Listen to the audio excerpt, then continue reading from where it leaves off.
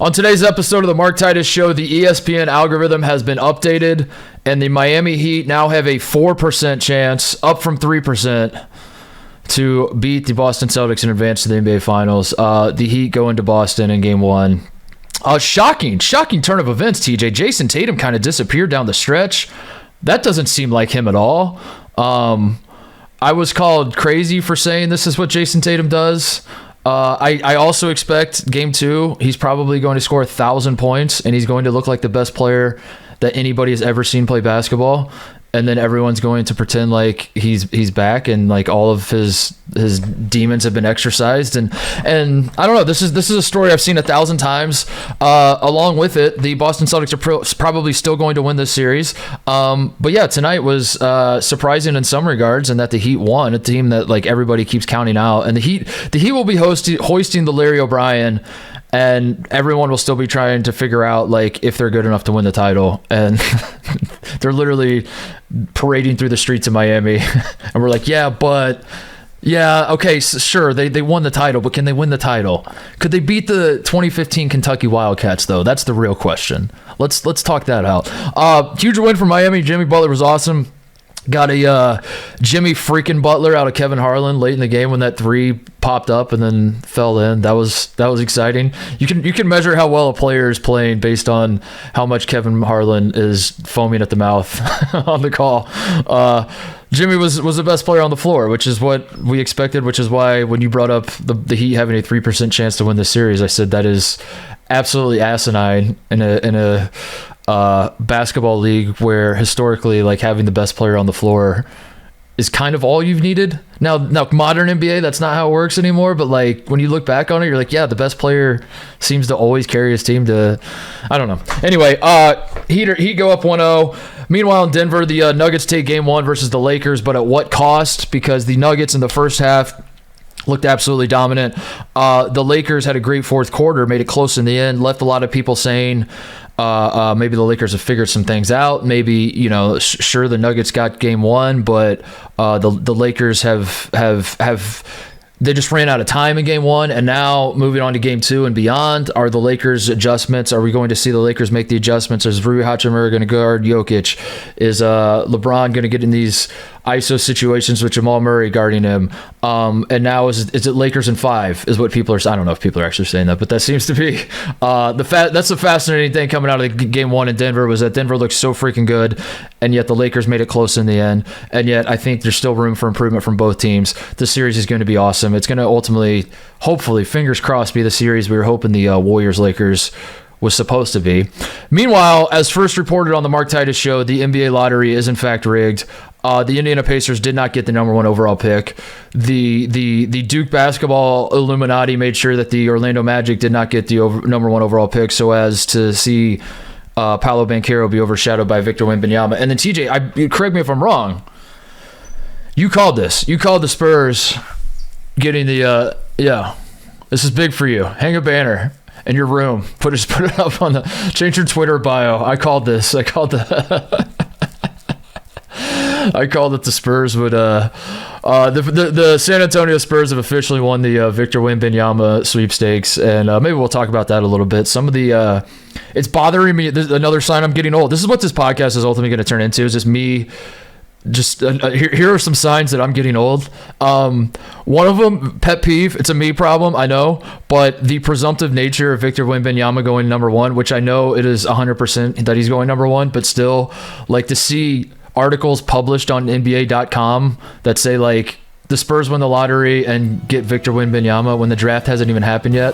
For some reason, that really bothers me. I just want to like pretend like we don't know who, I want to have some sort of discussion. Shout out to Scoot Henderson for doing his damnedest, like putting out quotes that he's like, I think I can go number 1. I appreciate it, Scoot. That's what we need right now. We need some more discourse around this, because having a draft where it's like, yeah, no shit, this is the most obvious number 1 of all time, kind of takes, it's fun. But now it feels like the draft's almost over. It feels like the lottery was the draft, But anyway, we'll talk about that. A lot of fun going on in the world of basketball. We'll do our best to touch on all of it. Coming up, let's get into it. All right, let's start with the game we just got done watching, the Celtics. I'm going to be completely honest. The Celtics losing to the Heat. I was watching on YouTube TV. I have YouTube TV. This was a problem throughout the country, thankfully. I was about to say thoughts and prayers to you then. Oh my God. So I finally figured it out, and I got to watch the fourth quarter. But at halftime, it was a little glitchy in the first half, but I was just powering through, and then it would catch up, and I was like, all right, I missed like 1 or 2 possessions here or there, and then I just, it wasn't the end of the world. And I thought it was my internet, so I didn't want to get too mad. I was like, it must be something I did wrong.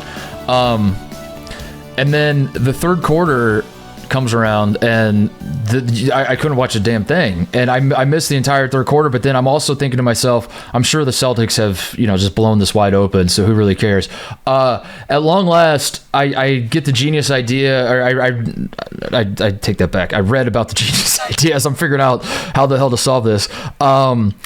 To go to the TNT website and then log in through that using your YouTube credentials, whatever, because that was seemingly working fine. So I do that.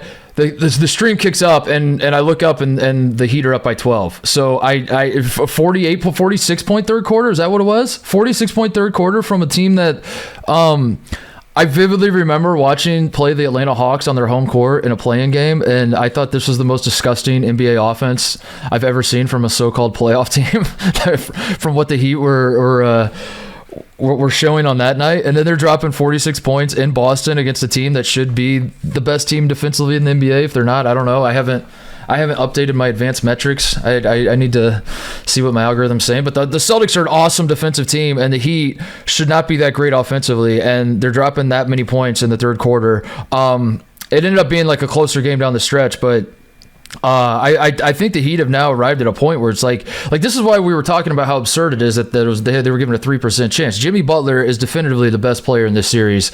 I don't know.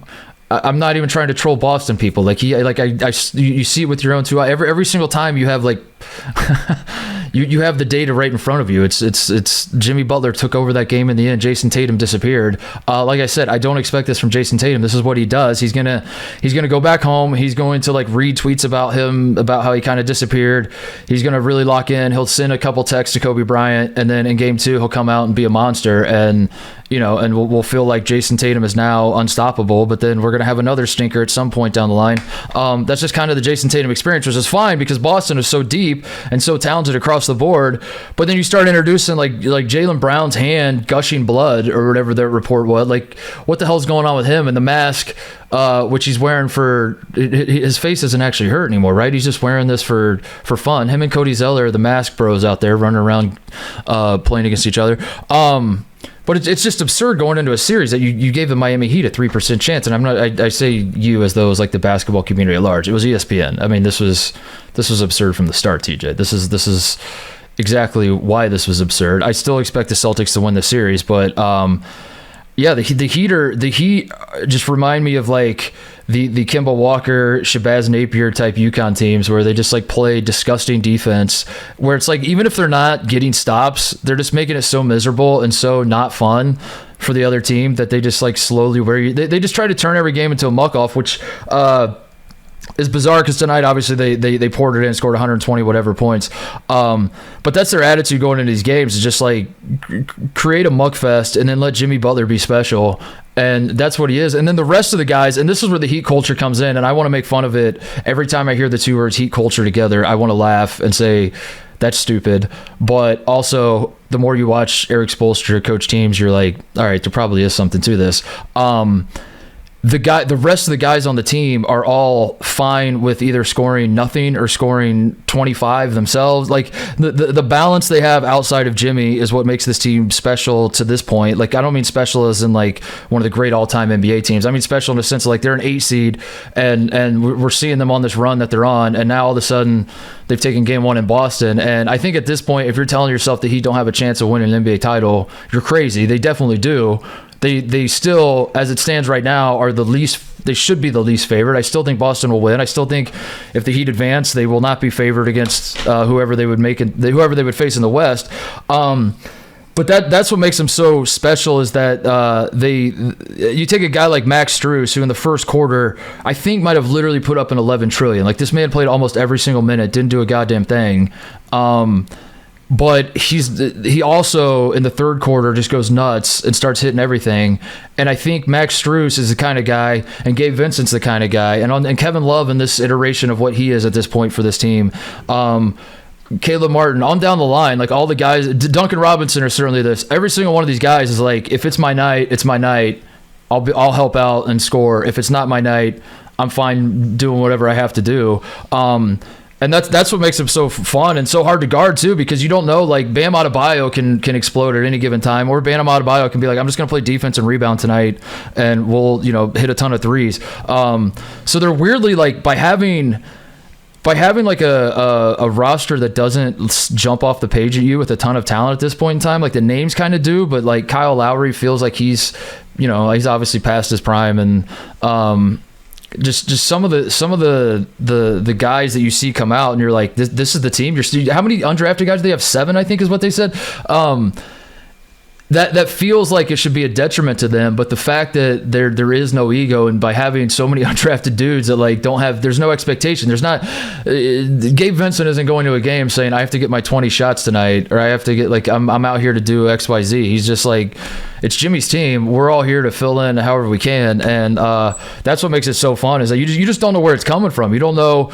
Obviously there will be nights where nobody's hitting, and that becomes like disgusting basketball that the Heat play. But tonight it felt like everybody was hitting. There was like 6 or 7 dudes that had like 15 plus points for them.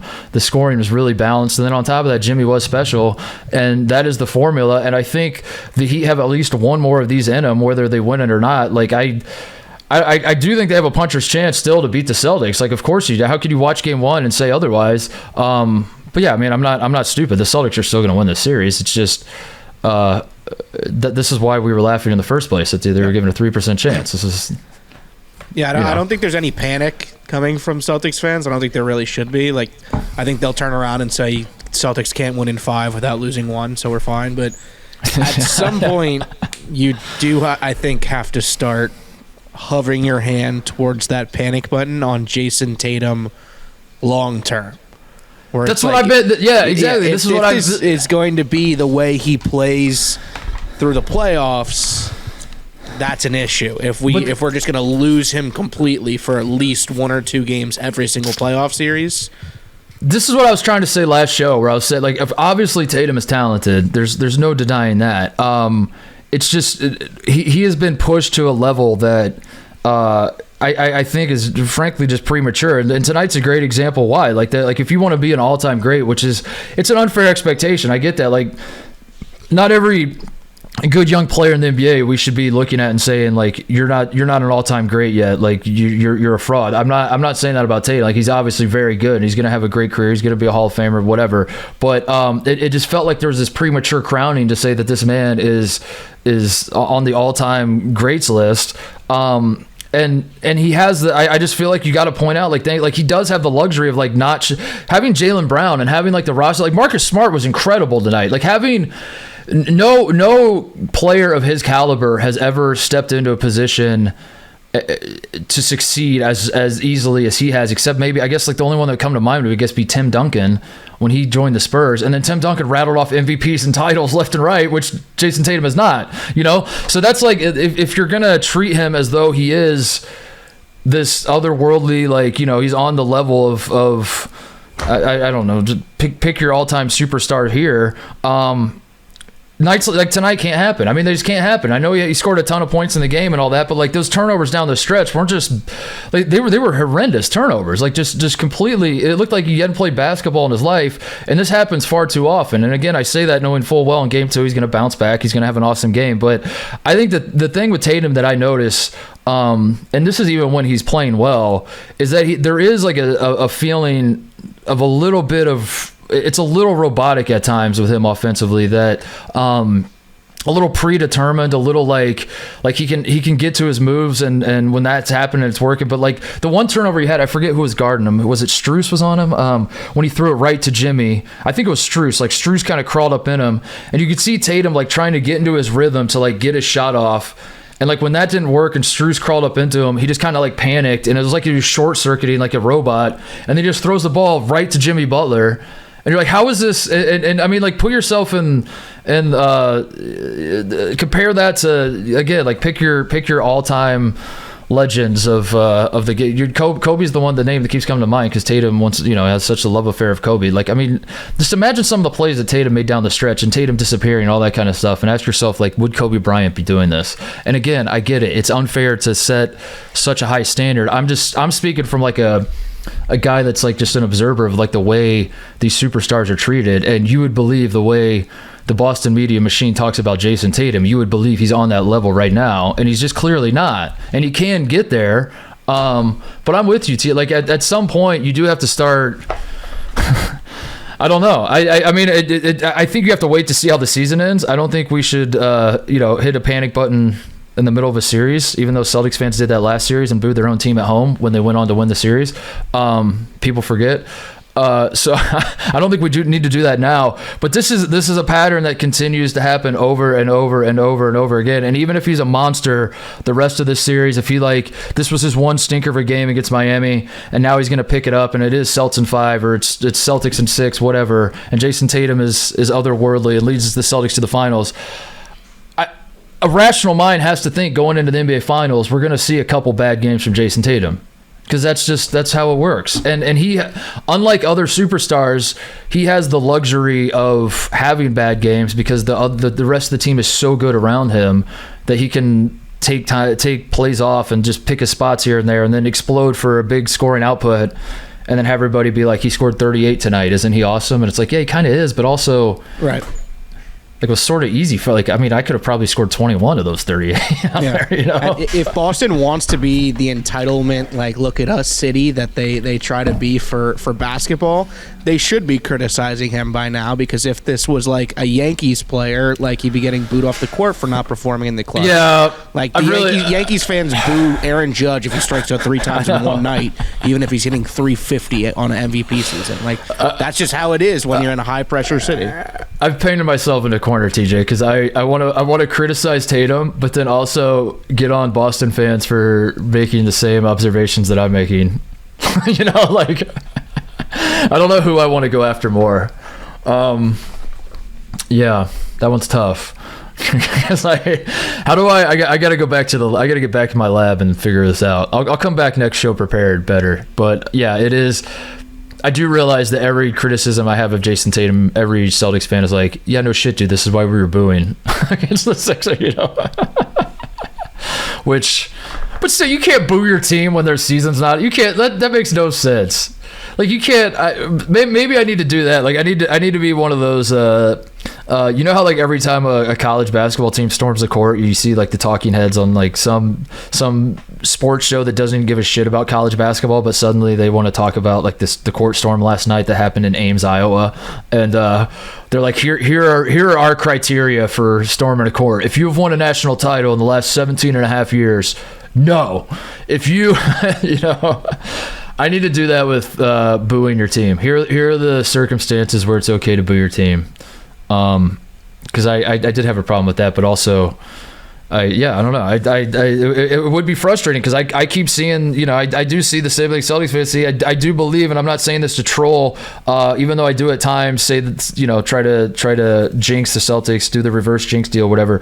I genuinely do believe in my heart of hearts that they have the best team when they want to have the best team, when they want to play, when they want to lock in, when the offense is actually, like, fluid and they're sharing the basketball. Because, like, Tatum disappearing was his fault in a lot of ways, and when he did get the ball, he was turning it over, making dumb plays, but also he wasn't getting the ball nearly as much as he should have been. And that's it's like the Celtics have the opposite problem that the Heat have, which is, like, they have a lot of dudes that think it's their turn, and they have like so much talent that they think, like, like Marcus Smart is awesome, but at the same time, if I was a Celtics fan and Marcus Smart was playing well, I'd almost start to get worried because I'm like, is he going to play too well to think that he should start taking over games when you have Jayson Tatum? Like, the pecking order kind of gets out of whack at times. Yeah, I don't know. They're a fascinating team. That's why I can't get enough of them, and I want to talk about them every show. And I promised Cody coming into the show, Cody, our new junior editor, who's a big Celtics fan, and winces every time I talk shit about Celtics fans and the franchise. I promised him we would not talk about the Celtics, and look at us. We're 15 minutes in, just still talking about this damn franchise in Boston. So the Heat, big win for the Heat. I think it stood out to me as they kept like harping on all the undrafted players, and Max Strus is playing well, and just the Heat culture, so to speak. The hilarity of Eric Spoelstra, it just like finally clicked with me how funny it is that Eric Spoelstra's in this run right now with the Heat where he's overachieving. I mean, I don't know how else to describe it. Like, he's just like they figured out something that like other franchises haven't figured out, and they're getting the most out of their team. And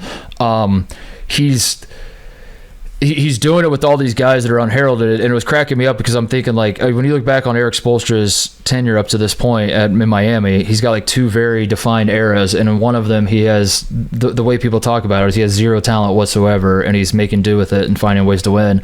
And then the other era, he had like the most fucking talent of all time on a team. Like, he has the one example everybody uses as building a super team, and like this ruined the NBA when LeBron and D Wade and Bosh all got together. And I think that just proves why Eric Spoelstra is a great coach. You could do this with the Heatles and maintain all those egos. I throw in Greg Oden, by the way. I forgot that Greg was a Heatle for a moment in time for one season on Miami there. That you can do it with that, and then you can do it with this group. I keep saying this because I feel like we got to all take a deep breath and not overreact after game one. I still think the Celtics are going to win, but at the same time, the Heat are dangerous because they have nothing to lose, man. They have nothing to lose, and they're going to go back to Miami up either 2-0 or tied, and yeah, so fun game. And Spoelstra proves that you don't need to win Coach of the Year to be a good coach, because every other Coach of the Year just gets fired if they don't win a championship. Yeah. I remember when Spoelstra was hired, he was treated like I remember just laughing at the idea of this guy being the Miami coach, and we were talking, we being like me and my friends. I don't know why I said we. There was a prevailing thought of like Pat Riley. It felt like a John Shire Coach K situation where you're just like waiting for Pat Riley to come out and say, I'm taking back over as coach, and see Eric, and he had success with LeBron, obviously. But when they lost that first NBA Finals to the Mavericks, which is weird because I think this team, I don't know, this team like sort of does feel like that. Like, is Jimmy Butler the Dirk of this team? I don't know. They just feel. I like the UConn example better. I'm a college guy, so like that's what I see when I see I see Kemba Walker carrying the UConn Huskies to heights that they have no business reaching, but at the same time, you're like, this actually does make sense. It somehow makes no sense at all, but then the more you watch it, you're like, yeah, of course this makes sense. That's where I'm at with the Heat. It's starting to finally make sense to me after now 9 wins in the playoffs and plus a play-in win. Quick break to talk about the Barstool Sportsbook. The Barstool Sportsbook is now offering a $1,000 bonus for new players. If your first bet loses, get up to $1,000 in bonus cash. So download and create an account today, and your phone will look like this. Here's the Barstool app on my phone. Use code Titus to unlock your $1,000 bonus, and be sure to use code Titus, unlock your $1,000 bonus. But also be sure to have some fun on the Barstool Sportsbook app, man. Like, that's when I'm on the app, all I can think about is just all the fun I'm having, just looking at all these games you can bet on right now. Like, look at some of these NBA bets coming up. We got, you can bet on the Mexican Soccer League. I'm looking at Japanese baseball. There's women's tennis. It's crazy. MLS. All of this sort of thing is on the Barstool Sportsbook. So even if you're someone that's like, you know what, I'm sick of watching NBA, I'm sick of watching baseball, I'm sick of watching hockey, I need something different. Maybe you're like PFT told me, like, when we were watching March Madness together, and he said he's Mr. Women's Basketball, and he's like, I found my niche. I'm killing it at women's basketball, and he was killing it betting on the NCAA tournament women's edition. Maybe that's you with the Japanese Baseball League. I don't know. There's only one way to find out. It is downloading the Barstool Sportsbook, signing up using code Titus, and unlock your $1,000 bonus. Terms do apply. You must be 21 plus. Gambling problem? Call 1-800-GAMBLER. But go check out the Barstool Sportsbook. Use code Titus now. Moving on to the Western Finals. Because I think this is the more compelling series. I still think. Have I said that already? I still think the Celtics are going to win. I think the West will end up still being the better series. And the reason why is because coming out of game one, like I said at the top, you have a situation where the Nuggets looked like the better team the entire game. It was a fun game. It was a game that was certainly like you didn't want to turn off, and you're plugged into, and Jokic is making plays that are incredible, and Austin Reeves was hitting everything in the fourth quarter, and AD was awesome and was by far the second best center. Like wasn't even close to the best center on the floor, and yet he was awesome and was not playing poorly at all. And yet the Nuggets look like a better team for most of the game, but like the way the fourth quarter went, I'm so excited to see game two because it did feel like there was this sense that the Lakers just kind of ran out of time and they figured some stuff out. And the two big things were Rui Hachimura gets put on Jokic towards the end of the game, and then the Lakers start coming back, and the Jokic has a couple stupid turnovers because AD can just kind of roam and play help side, and he doesn't have to guard Jeff Green or Aaron Gordon on the perimeter quite as much. So he can just kind of play help side defense and have long arms and either block Jokic's shot or make his passes a little more difficult. And then on the other side of the court, LeBron is just abusing Jamal Murray every time down the floor, setting ball screens, getting the matchup he wants with Murray guarding him, and then just looking like a dad playing against his sons in the backyard. And I think the optimistic Lakers fans would say, we have them where we want them. Now let's go out in game two and let's like lean on these matchups a little more. And they probably will coming out of the gate. What's going to be fascinating to me is that obviously Denver knows that this is coming. I mean, like the Hachimura guarding Jokic down the stretch. Yes, he was having success, but my two, if I'm doing devil's advocate with that, I would say one, not a huge sample size. There was like 8 possessions, and the Nuggets were still like getting good looks. They just like weren't necessarily always hitting them, and a lot of the Lakers' comeback in my mind was less about like specific like matchups and stuff. It was more like the game became a parade to the free throw line, and the Lakers were hitting their free throws, and by doing that, it just slowed down the Denver momentum, because then that first half Denver was just running and gunning, putting up a ton of points, and then the fourth quarter it's just like the game grinds to a halt. The Lakers half-court defense is awesome, whereas their transition defense isn't quite as good. So the Lakers make free throws, get back and get to play half-court defense. The game just had a different tenor to it, and rightfully so. Like that part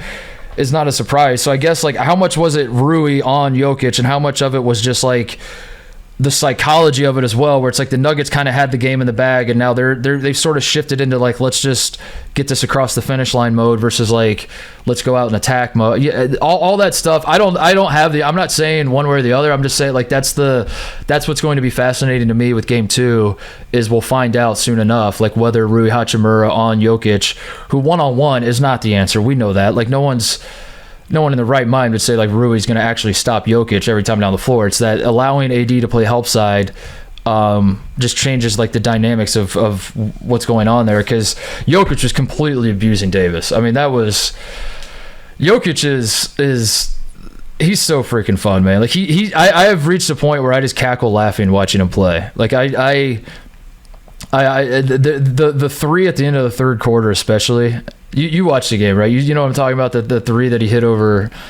There was so first of all, Anthony Davis starts laughing. Jokic hits that shot over AD, and his face looked like he just missed the shot in Game 7 of the NBA Finals at the buzzer, and he just looked like he was the saddest guy ever as he's walking to the bench. Anthony Davis is smiling, like laughing, like, are you fucking kidding me with this guy?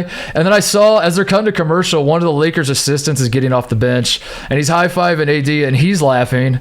And I'm like, this is incredible that this guy is so good that he's got the other team like literally laughing because they don't know what to do to stop him. He's incredible. Like awe-inspiring. Like he's like he's a cheat code. It doesn't make any sense the way he can like. You would think you put like an all-star big man up against an all-star big man and you'd have some sort of competitive defense, but he's just like, he's mystical. I don't know. It's okay, so very hot take. I know this. This is insane. I understand how insane it is. I'm just trying to get ahead of something here. Because I do feel like I feel like Joel Embiid winning the MVP over Jokic is somehow better for the for America to be like locked in on how good Jokic is than had Jokic won a third MVP in a row. As dumb as that sounds, I think Embiid winning the MVP and then having a stinker of a playoffs kind of almost like helped Jokic, and Jokic is on like a historic run right now in the play. He's incredible every single night. But as the basketball collective, as the basketball viewing public is going to get locked in more and more on Nikola Jokic, whether the Nuggets beat the Lakers in this series and ultimately, win the NBA championship or don't, whatever happens, like it's clear that he's going to be awesome in this series and he's been awesome in this playoffs and people are going to be tuning in and watching. I think, TJ, there's a chance, a very, we'll call it a 3% chance. What if the Nuggets are the new Warriors? What if the Nuggets, like, what if we're watching, like right now, we're watching the 2015 Warriors in the sense that they are the team that has America's like I said earlier, where you're like cackling, laughing, watching them because you're like this dude is like breaking the game. He's mystical. What if that's where we're at with the Nuggets? Now, again, I say that's insane because the Warriors obviously had like a dynasty and they went to however many straight finals, and the Nuggets haven't even made the finals once, much less won one championship. But that was all the stuff I was talking about with Steph going into the Warriors-Lakers series and like what makes Steph so fun and like why people will argue that like Steph has a chance to be better than LeBron, even though that's absolutely insane thing to say, is because of how he makes you feel. And I really do think I'm getting there with Jokic. Like when I watch Jokic, I'm like, fine, give Joel Embiid the MVP. I don't care. I don't care if Jokic ever wins an MVP again. There's one guy in the NBA that I want to watch more than anyone else, and it's Nikola Jokic, because what he does night in and night out, it's laughable. It's actually laughable. And what's so funny to me about it is that we're now transitioning away from like the Jokic case for MVP it felt like the last couple years, and this year it felt like the people that wanted to make the argument for Jokic were like the analytics crowd. Like if you were doing like the meathead jocks versus like the stats nerds, it's like the jocks say it should be Embiid and the nerds say it should be Jokic. I don't even care what they end up like. I love Jokic for the eye test. Like Jokic passes every single test. Like of course he's great with the analytics and stuff, but like if you never know what a single like stat even is, and you barely know what basketball is, you could turn on a Nuggets game and be like, this guy's insane. This guy's the most fun I've had watching basketball in a very long time. I don't know. I literally was laughing out loud watching him, especially in that first half. As some of the passes he was making, and just like he jumps off the wrong foot on some of those floaters. He's jumping off his right foot and shooting with his right hand and tipping the ball to himself so he could 12 rebounds in the first quarter. He's so freaking fun. So I can't get enough of it. I would love to if this was like a 2015 Warrior situation and this became like the new like way to play in the NBA, and you just had a bunch of like Jokic like freaks coming out through college, the way Steph like influenced kids to take like deep 3-pointers, and it just, like the NBA just looked like a Harlem Globetrotters YMCA game in like 15-20 years.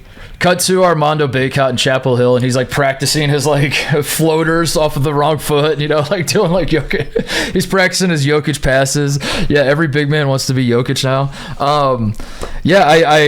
I understand that's stupid. That's probably not what we're seeing, but that feeling, it does feel very familiar. Just that feeling of watching, the same feeling you have watching the Warriors as their dynasty started. That's where I'm at with the Nuggets, where it's like, this is so different, and it doesn't feel like it should work, because the other thing, like with the Warriors, it was jump shooting, and I've talked about it a bunch that Barkley was the guy that I just have such vivid memories of every single night on TNT. Charles Barkley's like, yeah, the Warriors are good, but they're a jump shooting team, and jump shooting teams can't win NBA championships, and then they end up winning, and you're like, suck it, Chuck. But also at the same time, I was nodding along with Chuck the whole time because no one had really done it that way before.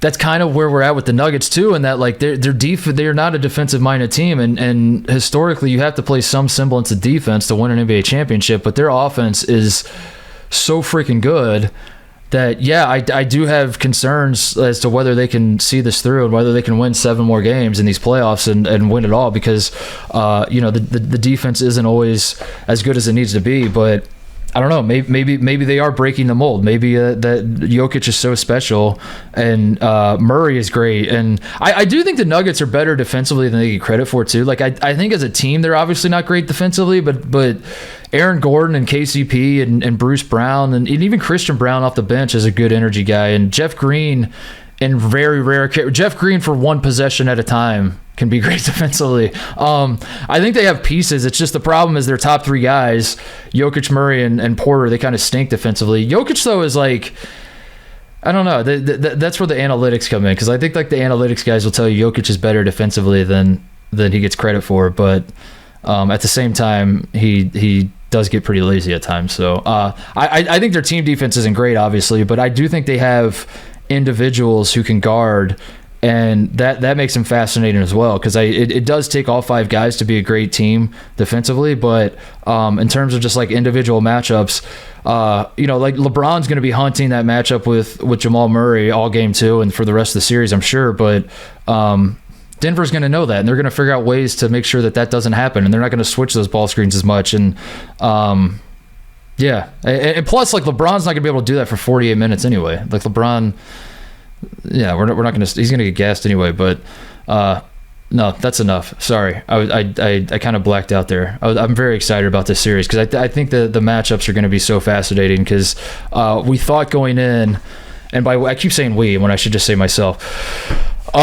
I thought going in it was going to be Jokic versus AD, and like we're just going to see like two titans, the best defender versus the best offensive guy going at it, and whoever wins that matchup is going to be in a really great spot to win the game and then win the series. But already after game 1, I think now the focus has shifted to like every other matchup, and like how because and then the fact that like AD's probably not going to guard Jokic a ton moving forward. But maybe he will. Maybe like Rui's guarding him and Jokic is prepared for it, and he dices up the Lakers defense, and Darvin Ham's like, fuck it, let's put AD back on him and not double, because that's the other thing too, is like the Lakers have to figure that out with you. This is why I'm so obsessed with this series, TJ. I should shut up at this point. I'm just like a runaway train getting fired up about like all these different adjustments that could be made, and yeah, nobody cares. Let's talk about the lottery, maybe. Nobody cares. I'm just excited for game 2, because I think that this is. I obviously prefer the NCAA tournament of like a one and done format, and like you have to bring it on this one night. But this is where a series can really shine, is instances like this where, by the time game 6 comes around, it might not resemble game 1 whatsoever, and how the teams are approaching it. And that's true of every series, but like to see such a stark contrast, and like to go into game 2 already with the Lakers, it feels like the Lakers game plan is going to be completely different than what it was when they started game 1. Makes 7-game series super fascinating to me, because yeah, I think it's going to be a great series, and I think Denver's ultimately going to win it, because I think that home court advantage is going to win out in the end. Like I do think this is a series that like I don't want to, even if Denver goes up 2-0, you still have to wait and see what happens in LA. But I also, if Denver can get up and go in that altitude, I really do think there's something to that, especially with LeBron. LeBron's not washed up, but he's also 38 years old. If you can get him running more than he wants to in the altitude. Have you been to the mountains before? Like, no, I'm kind of scared of altitude. Denver? Dude, it sucks. Yeah. It sucks so bad. I tried to run 1 mile one time when I was in Boulder. I quit like a half mile in and said, like, I thought it was like a myth for some reason. I don't know why that happens, but like you hear about the altitude and you're like, there's no way this is like an actual thing. You think you're smarter than science. And then to actually feel it, you're like, oh shit, this is what this feels like. The mere concept of just getting sick because you're standing where you're standing is like that, and like deep sea stuff. I'm like, I'll probably stay relatively sea level permanently, just to avoid ever having to worry about that. You get seasick? I went whale watching when I was like 9 and threw up on the boat. So yeah, I guess yes was the answer. I guess that would be the answer. What else from? I think that's it. We can talk about the lottery. Sorry, I turned into JJ Redick there for a second, just spitting off. Actually, that's not true. JJ Reddit back. JJ Reddit going. That's actually viral, not true. Trending once again today. One of the great all-time takes, TJ, was, I was on it very early, was that JJ was, I don't want to do this again. I don't want to go down this road. I don't want to go down this road. I'm going to get in trouble, but yeah. I mean it's like, it's just very transparent what's going on, and JJ Redick, I'm sorry. I can't even keep track of what his real name is. He just wants to be loved by all the current players, and he's I guess now we learned by him interviewing with the Raptors that he's trying to parlay it into an NBA head coaching job, which more power to him. It's just like, as a consumer of media, I just like, that's all I ask. Like when I find myself on the show going on way too many rants about like basketball media people, and I should probably not do that. That's not a great way to ingratiate yourself into the basketball community. So I should probably not do. But I think what just like drives me crazy the most are two things. One is ego in sports media. Like the idea that literally anybody in sports media could have an ego about themselves, when like your whole job, there are adult men playing a game, and then you watch the men play the game and you talk about that, and now you think that like you are important. Like there's so many levels removed to like what's going on here, that like the people that are talking about the people that are playing a game, I'm here to tell you, we don't matter, myself included. None of us matter. So like anytime there's like a guy that Woj is the guy. Anytime a guy like Woj comes along where he's like, this whole enterprise would fall apart if I wasn't here, it drives me insane. It's like, no, it would not. Kobe Bryant died in a helicopter crash, and they played NBA games like a couple, like as it turns out, nobody's bigger than any of this shit. So that drives me crazy. And the other thing is just when people aren't transparent, TJ. I think like if JJ just came out and was like, yeah, I'm going to gas up every current player because I want current players to fight for me when head coaching jobs come open. I want like the Sixers. I want Joel Embiid meeting with the front office saying we should hire JJ Redick because I love him and I think he has great takes on his podcast. I wouldn't have as much of a problem with it. But that's exactly what's going on, That's the only thing that makes sense. Is like, it literally every single time there's an issue with the current player, JJ's like, now hang on a second. I think the current player's misunderstood. Can you imagine? It's kind of genius. It's going to work. He will be, he'll have whatever job he wants, whether it's media or coaching. Was his ultimate point, why isn't the governor of Texas, why hasn't Adam Silver suspended him? Was that the takeaway? It kind of had like a same argument or different argument, same point, or vice versa or whatever. We didn't talk about Ja at all, I don't think. But yeah, we didn't. Here's my Ja thoughts. Not good. I would not. Yeah, I would. If it was me, I would not be waving a gun around on the. my Ja thought is like, he could do literally everything he's doing except just not do it on Instagram Live.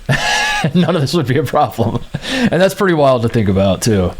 That, like, I also like the way he tweets about it. Like, he's, like, recovering and learning things. Like, yeah. Last time I checked, gun on Instagram Live was not, like, a stage Schedule 1 narcotic that you can, like, get addicted to. It's kind of just, like, a conscious decision-making thing, but I need Ja Morant and Bob Huggins in the same sensitivity training program where they're both learning their lessons at the same time.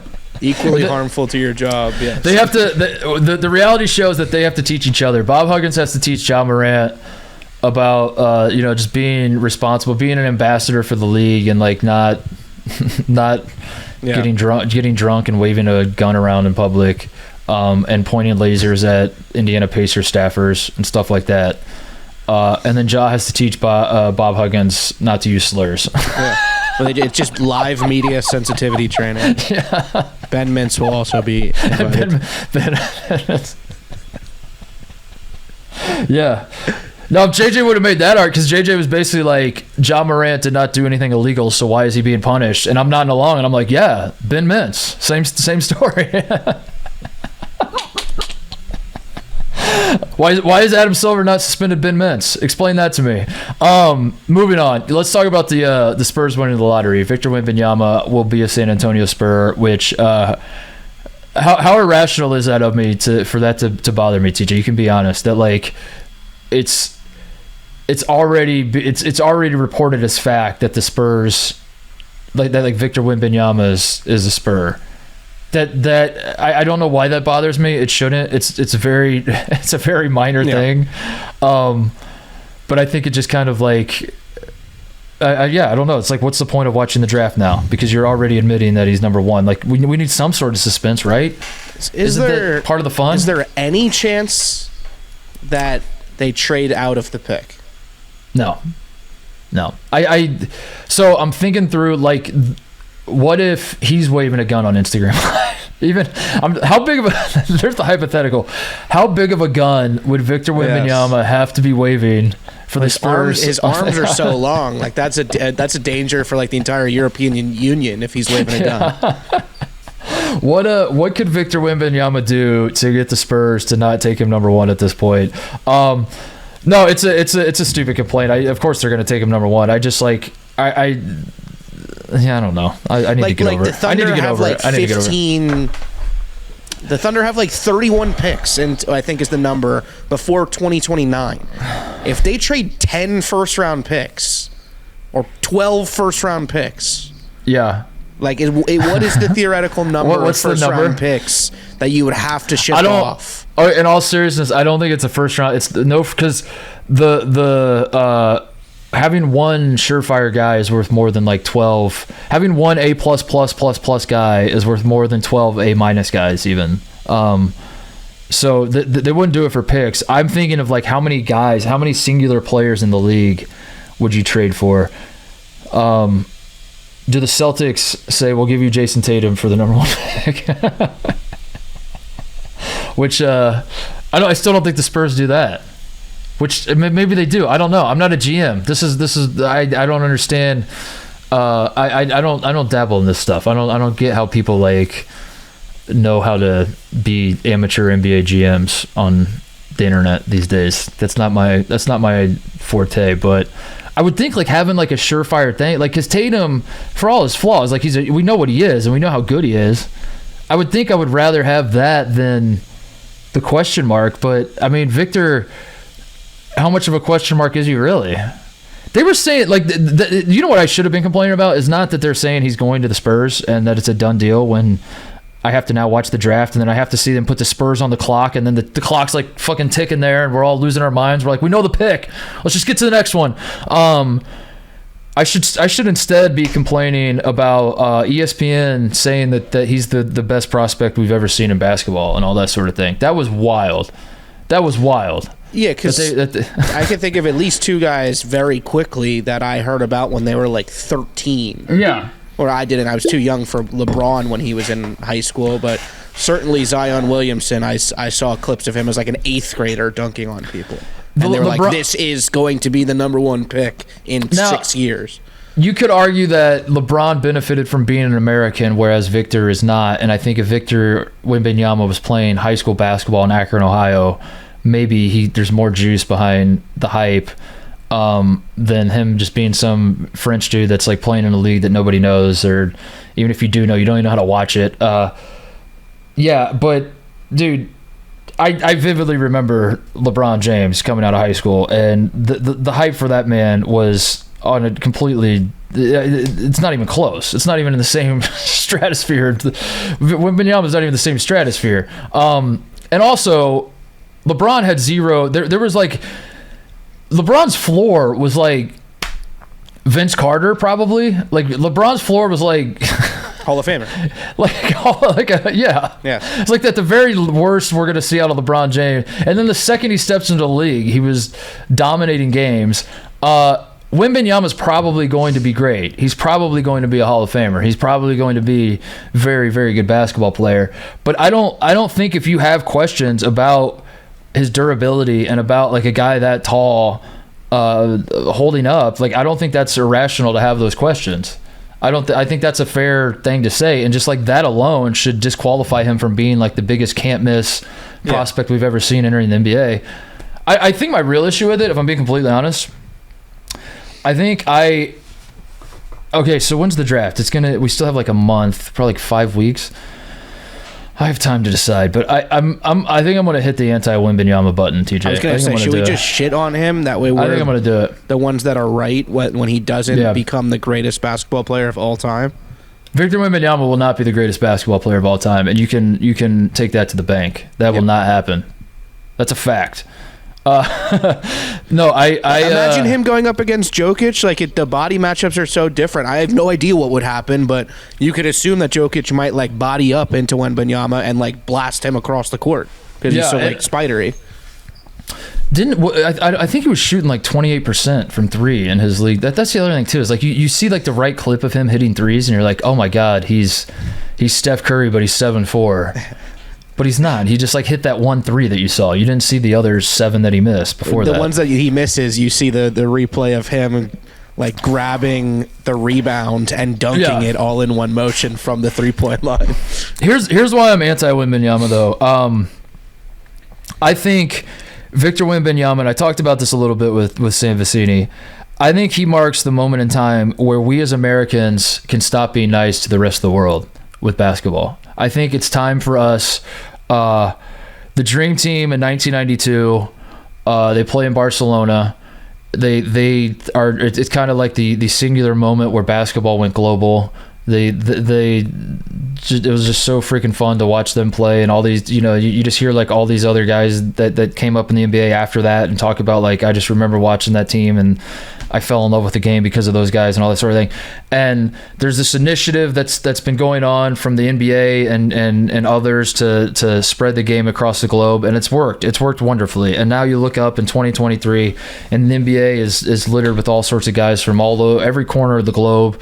But I think Wembanyama marks the moment in time where we can stop. That's why I say, like, when everyone's coming up with like the mythical creature to compare him to, is he a unicorn? Is he a centaur? I think he's Frankenstein's monster, TJ. I think this is a monster that we as a country built, that we were trying to spread basketball around the world, and this is what we've done to ourselves. This is Victor Wembanyama, and with that, I think it's time for us to now put our foot down and say, to hell with all these. Like I'm legitimately worried about the Olympics moving forward. I'm worried, especially when you look around and you realize that the young crop of American players, Ja Morant might be the face of American basketball, of like the youngest, like the early 20s guys. It might be Ja Morant, Like you look at, here's an exercise for everybody listening. Think of the 5 NBA players that you hate the most, whether rational or otherwise. You're just like, God, I hate watching him. I hate his off-court drama. I hate that he flops, that he complains to the refs, whatever it is, whatever the 5 players that trigger you the most. And then think of the 5 guys where you're like, I love watching those guys play. They're so fun.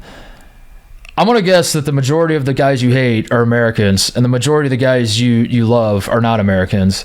This is a serious problem we have, TJ, and I'm worried about the state of USA basketball moving forward. Like I said, last show, we are still the best country, but there is going to become a time where we will lose in the Olympics, and it won't be shocking anymore, and it'll like kind of make sense, and we'll go to an Olympics game not being favored, and I don't know if it's going to happen in France, probably not, but it could happen in 20 years from now. I just want to get ahead of that and say, I'm no longer doing my part. I'm not spreading the game. I will not be a basketball missionary anymore. When I travel all over the globe, I will not be spreading basketball. I will be keeping it for us, the Americans only, because this is Victor Wembanyama marks the moment in time where this is swung too far the other way. Yeah. And if France has this, that they're growing, we have to stop giving our resources to the rest of the world, and we have to just hoard them for ourselves. That's my stance. So for that reason, I'm anti-Wembanyama. Give me Scoot Henderson. We're football globalists. We discussed this last time. We're not basketball. We're here to spread the word of the internet, the world football team. That's exactly right. See, I mean, we have that attitude with hockey, right? Like if I told you I hate Canada's hockey team, you're like, of course, yes, you should. We all do. Yeah, I just want to I want to get to a point where the United States basketball team has a legitimate rivalry, and I think Wembanyama in France is going to be that rival. Especially Rudy Gobert's already got us halfway there. Like we can hate the French basketball team for him alone, I don't know. I'm just trying to get ahead of this. This is the whole game. This is the whole sports punditry game. You just got to get your takes. You got to be ahead of the curve here, TJ. So I think us being anti-Wembanyama is a good it can lane to only be. pay off unless he becomes the greatest basketball player literally ever. In which case, I guess we were wrong. But if he's even like just okay, we were right. He might be though. That's the thing. That's what's scary. He might actually break the way people play basketball. I think he might, but he's. I think the injury concerns are fair. Like a guy that big is. I just need to see a guy that big just not get injured for a long stretch. Like every other example we have, they have injury problems. I don't know. We'll see. Or maybe Chet Holmgren can save us. Maybe our only hope is Chet Holmgren, who's also like he's like 2 inches shorter than Wembanyama, but very similar. Maybe that's what we need. If Chet ever plays, but Chet's hurt all the time too. Yeah, the Hornets are essentially on the clock. I wonder who they're going to take. That'll be interesting because Scoot seems like he should be the pick, but I'm fascinated by Scoot and LaMelo Ball coexisting. I don't know how that's going to work out. So then you feel like, is it Brandon Miller? Is that the pick? Are those the two guys that are vying for number 2? The Thompson twins are good. I need to get Sam back on the show. Sam has to break this all down for me because there's way too many guys in this draft that didn't play in college. And then the one guy who did play in college, well, there are more than one guys at the top, but the one guy who's like has a chance to go number 2 that did play in college is Brandon Miller, who sucked ass in the NCAA tournament and also had a controversy, we'll say. Also, get him on the Grizzlies. Him and Ja can hang out together. They got a lot in common. And then like Cam Whitmore's up there, who played at Villanova, was hurt at the start of the year, and then played in the NIT, and nobody really saw him play. Like he didn't grab America's attention either. I don't know. This is a bad draft for college basketball, TJ. I think that's why I got to go anti-Wembanyama as well. It's just there's a lot of things lining up that's bad for America. This is a bad draft for America. The odds makers have Scoot second, Brandon Miller third, and then the Thompsons going 4 and 5. 4 and 5. Who goes first? Amen Thompson or yes. All-Star? Amen's better. Okay. Well, there you go. The Pacers will get Grady Dick at 7. Is that what it says? Is that what the mock draft says? Doesn't go that deep, but I wouldn't be surprised. He'll be a great pacer or like a jazz legend. I like Grady Dick a lot. I don't need to see him in a Pacers uniform. That's all. I want him to play somewhere else, and I'll cheer for him. But when the Pacers draft him, I'm just gonna nod along and just be like, yeah. That feels about right. Pacers have never won the lottery, TJ. The Spurs have won 3 now. You get David Robinson, you get Tim Duncan, you get Victor Wembanyama. It's not right. It doesn't add up. NBA rigged. He seemed really excited to go to. I didn't even make the Tony Parker and Boris Diaw connection until he pointed that out. But this seemed like preordained. This makes me think it is rigged because like Victor Wembanyama, like I saw the clip of when the Rockets. Yeah. When the Rockets popped up and he smiled and was excited, and he's like, "Thank God I don't have to go there." I don't know. What were your thoughts? People were fishy. shitting, or not shitting, but there was a couple tweets about the ESPN sending Windhorst all the way to Paris to do a 70-second interview. I love Windhorst, so I think that's one of those deals where if it was anybody else, I would hate it, but because it's Windhorst, I was like, hell yeah, let's go. Windhorst built his career by basically just following LeBron around, but he's very self-aware about it, and he it's like what I talked about earlier. He's kind of transparent about it, and I don't know, maybe people will disagree, but I never really felt like he had much of an ego. I feel like Windhorst is pretty self-aware of his position in media, where he's like, I'm good at what I do, but also I understand that like if I wasn't, just picking up LeBron's laundry for him here and there, I probably wouldn't have my job. But that's so I've always kind of liked him for the role he's played, and then he won everybody over with the finger wagging, and which he ended up being absolutely right about with the Jazz trading all their players. So I didn't have a problem with him going, but yeah, the idea of doing it is a little absurd. Like, what? Especially just because he's like, "How does it feel, Vic?" And he's like, "Feels good, man. Feels real good." All right, guys, back to you.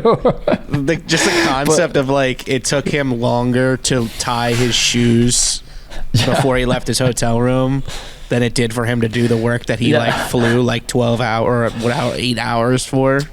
He was on the He was on the tarmac on the flight over for a longer period of time than he was actually talking to Victor Wembanyama. Yeah. His in-flight meal took longer to eat than. But as LeBron James is 38 years old, I think that's what makes it so funny. Is that like it's not about this one interview. It's about like setting the precedent. The implication that this is what the next wave of Brian Windhorst's career is, that he's now going to fall around Victor Wembanyama. He was just hitting a big reset button. Yeah. And he's going to do it with him. All right, that's all I got. You got any shout-outs? Micah Parsons. Did you see this? Did you see him? They shot him during the game. He plays for the Cowboys. What, tonight? Yeah. So tonight... No, it must have been during the glitch. I didn't see it. Like, I'm not kidding. He's from Pennsylvania. He played football at Penn State. Now he's on the Cowboys. He was in the crowd tonight. He was wearing a Celtics jersey. Last round, he was in the crowd, and he was wearing a Sixers jersey. Oh, no. Earlier this year, I think, he was sitting courtside at a Mavericks game wearing a Mavericks jersey.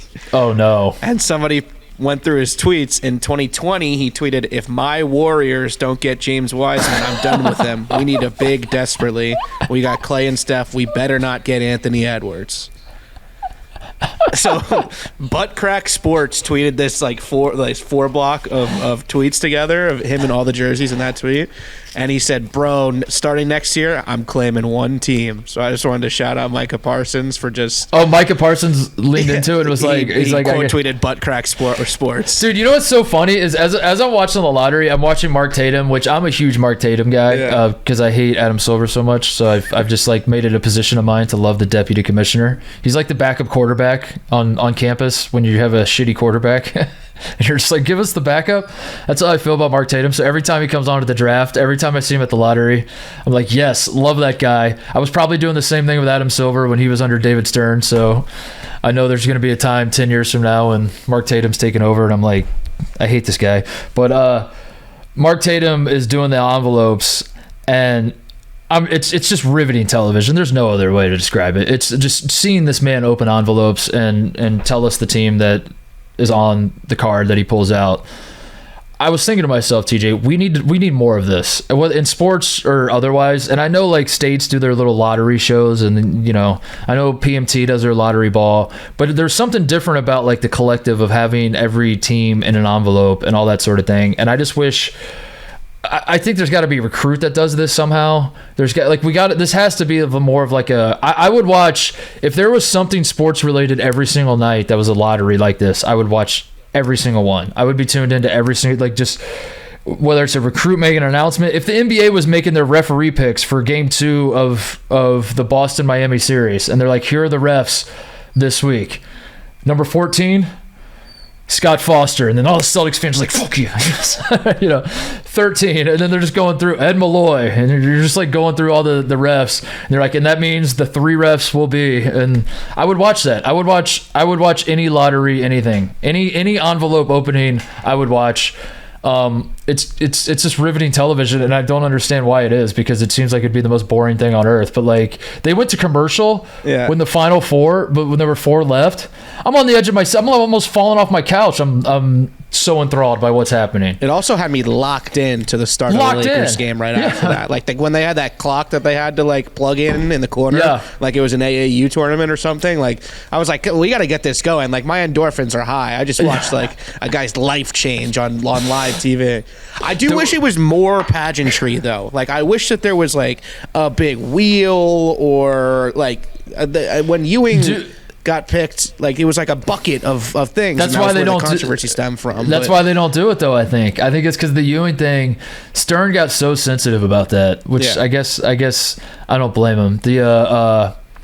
Was that the clip? The frozen envelope. Hold on, was that the clip when Stern was on Jim Rome?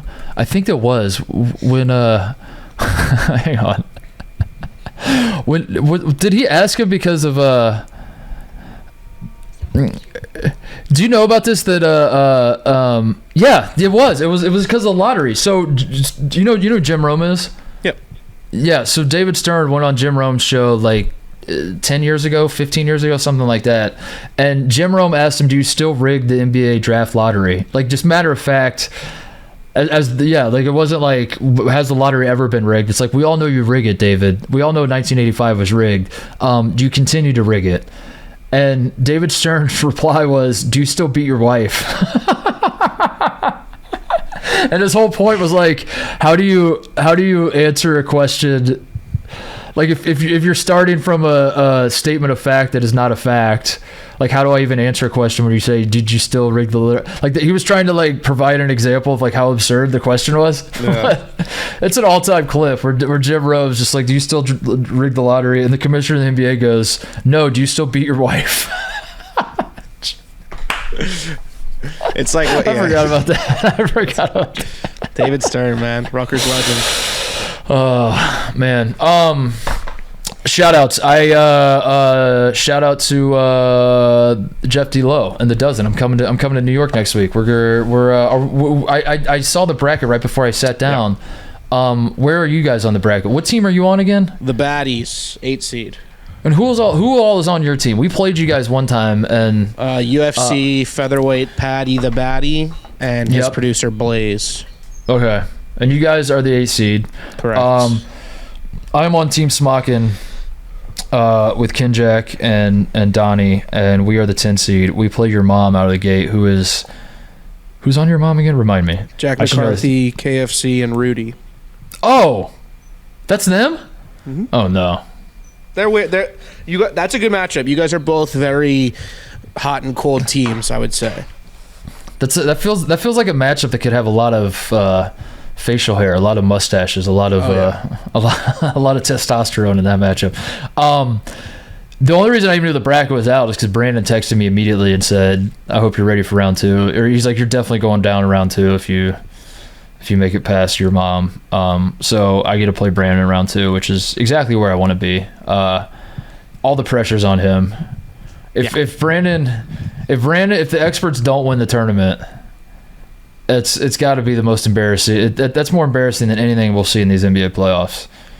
It's all he lives for, and he's never won, and he gets so in his head about things like this that I imagine he probably won't win for a while. One of the second time I ever met Brandon, I was in New York for the tournament. It must have been last year, and it was right before the championship. And he's like pacing the halls, getting ready to play in the Dozen Championship. And I just said to him, like, I had met him when they came out to LA. I went to the Dozen thing in LA, and that's when the first time I talked to Brandon for like 10 seconds. And then I saw him in New York right before he's about to go play the championship. And I just said, "Hey man, good to see you again." And he's like, "Oh, what's up, Titus?" And I was like, do you guys make the championships? He's like, "Yeah, we're about to play." And I was like, "All right, well, good luck. Don't fuck this up." And then he just looked at me like it just held a knife to his throat. And he's like, "Why would you say that?" And I was like, I don't know. I was just like messing around. And then the son of a bitch goes out and literally fucks it up. And and they blew a big lead in the championship. And I'm sure he resents you for that, because he looks for anybody to blame for everything except himself. I'm so excited. I don't want to get too ahead of myself. Like, I'm sure KFC and Jack and Rudy are probably going to be, because that's how it always works. For the longest time when I would play the Dozen, I think I flew to New York. I came to a live event in New York City, but then I also did the tournament last year in New York, and I've always paid up my own way because I wasn't a Barstool employee. And last year for the tournament, so Jeff was like, "You got to block out 3 or 4 days." I forget how long. I think it was 3 probably. Because if you keep winning, we're gonna record throughout the week. So I planned this whole trip to New York for a freaking week. Thinking like I gotta leave the schedule open, and if we lose, I'll just do some fun things around the city or whatever. We were playing Uptown Balls, who ended up winning the whole damn thing.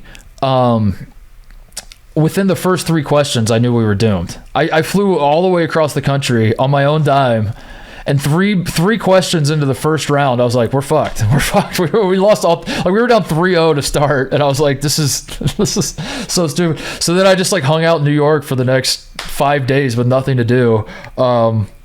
It's nice that Barstool's paying for it this time. It's nice that I don't have to pay my own way this time.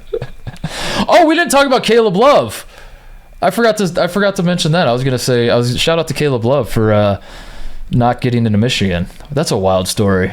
That he entered the portal, committed to Michigan. This has happened a few times. Terrence Shannon did this when he left Texas Tech, and then he had to end up at Illinois. Nigel Eastern, when he left Purdue, did something similar, but I think that might have been slightly different because I always got the sense that like Juwan Howard never actually asked Nigel Eastern to come to Michigan with that one, but this has happened a handful of times in Michigan. They can't get transfers eligible. Is this a good thing or a bad thing for Michigan? Because like I feel like weirdly for this season this is a very bad thing because I think Michigan basketball, and I don't even say this to troll them, I think they're going to be absolute dog shit this year, and they're in a really bad spot. But I feel like if there's one thing I know that Michigan people love doing is just having a sense of superiority and smelling their own farts. And I do feel like they're going to somehow spin this into like, we are so great academically that we don't just, the reason our basketball team isn't as good is because we have standards here at Michigan. Yeah. You have to be geniuses. Yeah. You have to be a Michigan man to make it here at the University of Michigan. Never mind that our head coach struck a man and then was coaching 2 weeks later, and kind of undermined our whole thing about like, you know, having a certain standard. But no, that's pretty crazy though. Like Michigan is obviously very hard to transfer to. That's something that I feel like nobody thinks about at all with the transfer portal. But as it turns out, there is the academic side of things that. As a one-time transfer student, I know the rigors of going through that process. But I'll say two things. One, I think if it was a football transfer, they would have found a way to get him on the team. Yeah. But also, big winner in this is Duke. I would say in the whole Duke-UNC rivalry, they compare everything. And Duke's academics, obviously better than North Carolina's academics. Right. If a North Carolina transfer can't get into a Big Ten school. Right. That Michigan looked at Caleb Love's academic transcript and was like, this is, you wrote in crayon. Right. Yes, I went to class. That's not a transcript, sir.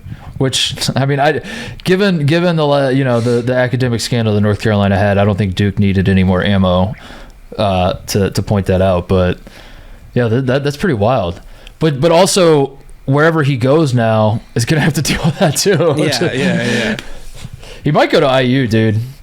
He might go to Indiana. Indiana has a scholarship left, and they wanted him. I think my understanding it was Indiana, Missouri, because he's from St. Louis. Indiana, Missouri, and Michigan were like the three. So I guess you would assume it's Missouri and Indiana, but like that was then, and this is now, and I don't know how much has changed, and you know what teams out there are desperate at this point in the portal cycle. Texas feels like a school where like Caleb Love would go to. I don't know why. It just like maybe he just has like that Marcus Carr feel to him that like he would just like pop up and like you're watching Big 12 basketball and Caleb Love's averaging 19 a game for Texas now. That feels right. I mean, there's plenty of schools that are already reached out to him. Like he'll be fine. Yeah. It's not like he's on the streets because he couldn't get into Michigan. Like it might end up looking bad for Michigan.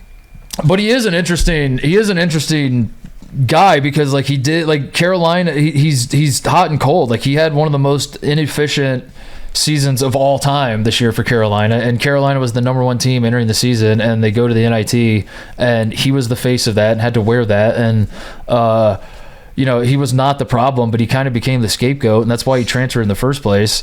But at the same time, like how can you watch that run in the NCAA tournament and not like want a piece of this guy and say, hell yeah, we'll take a chance on him? I don't know. It's a fascinating deal because I think if he like commits like say to IU, I feel like half the fan base is like, oh fuck, like we were gonna have a good team and now we're screwed, and the other half is gonna be like, that was the missing piece. Now we're winning the national championship, you know. And that's the Caleb Love experience. So I am curious to see like how he's definitely going to be desired, but like how badly and how what is this new recruitment going to look like? I wonder. I don't know. But shout out to Michigan for still caring about academics, I guess. That's why they're built different up there, the Michigan men. I think that's it. You got second team all dozen, by the way. I don't know if you might have missed that. We were talking about that. Jeff said something about that. What does that mean? Do I get to put that on my resume? I don't know if it pops up on your name tag or your jersey or what, but first team all dozen was Kirk, Eddie, Clem, Fran, and Redacted, and then second team starts with you. So I was higher than Brandon then, technically. Well, Brandon was the Redacted. Yeah, so that's Redacted. So he got 0 votes. Yeah. So I finished higher than Brandon on an individual level. Looking at this graphic, I don't see Brandon on it. yeah. And there's my face. And you're on it. You're like the only person on this graphic that did like a mean mug look. Yeah, I did. I remember that photo shoot. I did like 1,000 pictures. Yeah. I did it, and at one point they were like, make a mean face, and I was like, all right. And I did that one time, and they took one picture, and then that's the picture they've used ever since then. So, how do you feel about your guys' chances?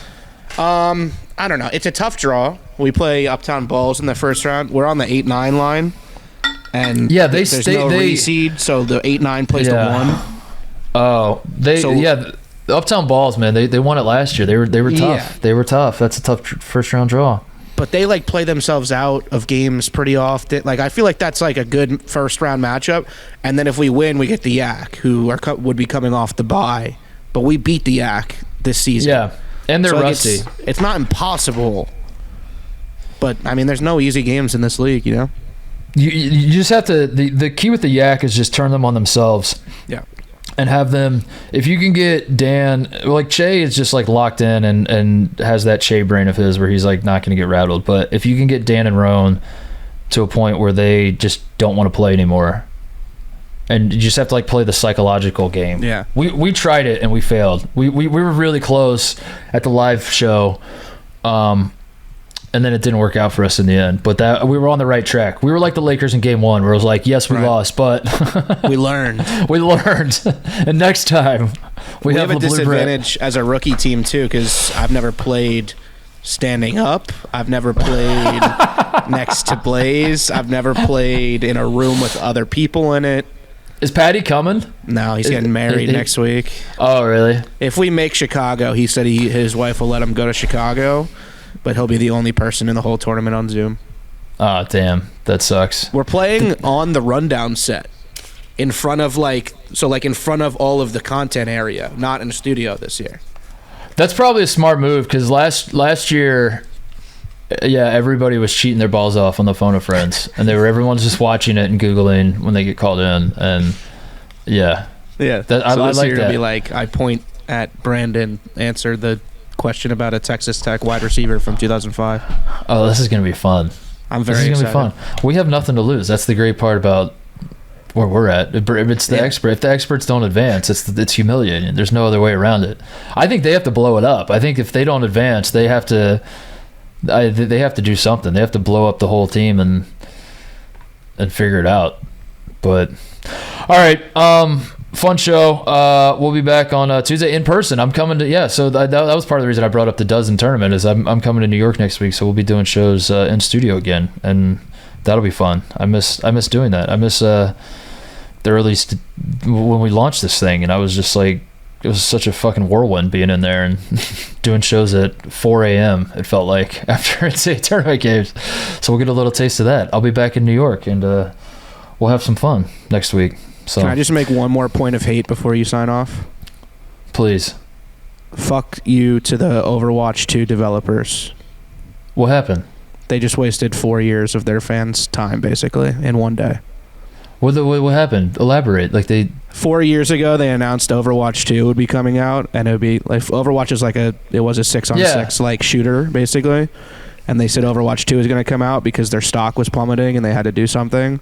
And they said it would be a completely different game. And then they basically didn't say anything for 2 years. And then they released like Overwatch 2, which was basically just a small update to Overwatch 1 that they changed a few things and said the rest of it's coming, don't worry. Like the major changes are coming. And 2 years later, we get to yesterday where they said, yeah, we canceled it. So Oh my God! So all these people that have been holding on to PVE coming to Overwatch 2 someday, dude, for number 4 years, they're just like, number one on the fraud power rankings. Overwatch Unbelievable! developers. Unbelievable! Thanks for nothing, losers. Nerds. All right. 5 people that listen to this show will be like, "Oh yes, but no, you'd be surprised, dude. When I went on my rant last week about the Fort Wayne Mad Ants, I've never had more people reach out to me about something than that. I had so many people that are like, "Dude, thank you for ripping on Hamilton County, Indiana," and I had people who are like, "I'm from Fort Wayne, born and raised, and like I'm weirdly sad about this. Thank you." Yeah, I talked about the Trenton Thunder getting disbanded by the Yankees like 4 years ago on the short porch. Similar reactions. It's the damnedest things will surprise you. So sometimes that's why I love doing off-season shows, because you just start talking about like the wildest shit, and like for some reason people love that more than they come for my NCAA tournament bracket picks, and then once they realize that my bracket picks stink, they stick around to hear me slander Noblesville, Indiana. That's how it works. That's how you can. When it works out that way, you got a podcast, TJ. All right, see everybody on Tuesday from New York City. Enjoy the weekend, everybody.